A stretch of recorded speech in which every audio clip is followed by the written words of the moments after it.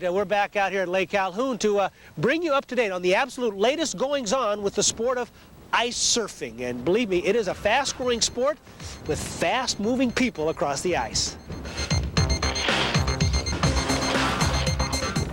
Yes, they do zip across the ice in a sleek and graceful manner in this activity that has become one of the country's fastest-growing winter sports. Several times out, you're not doing fancy maneuvers, but you're proficient, you're in control. First time out, if the wind isn't too strong, you're able to sail it and be in control and not be, in danger, because the speeds aren't so great then. Well, yes, of course, the wind, it's a definite requirement, but even a modest breeze is enough. So just about any winter's day, you'll see folks out sailing on these boards.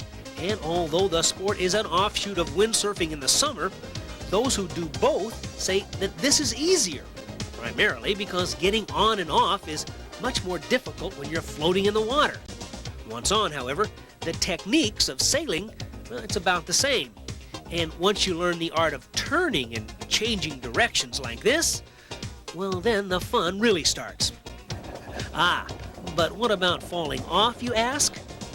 Well, Joe here, at the age of 59, by the way, says it's no big deal. Well, the first time I did it, I spilled 5 times, and my hip was quite sore after that. But you're still doing it. But I'm still doing it, right. No one has been hurt in the sport in the last 7 years. A few bruises, but no one's broken anything. Well, you haven't seen me try it yet. Okay, we'll try that.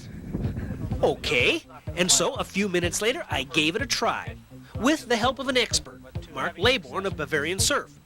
Now, I had attempted this before, but, well, see, we were short on time that day, so, I never really got the hang of it. But today, Mark told me the secret. Don't try to control the wind, just control your sail. Don't try to control your sail. Just control the sail. This is what you can control. The wind you can't have any control over. And with that, I was ready to go for it. Down into the boards, your feet. Excellent. So you're wedging your hip. Oh, yeah! But then it wasn't always that easy. I did have a little trouble every so often, but then I remembered Mark's words, don't try to control the wind. Just pulls it right out of my hand. Well, of course, that was it. There wasn't enough wind. Well, over on that part of the lake, the wind was better.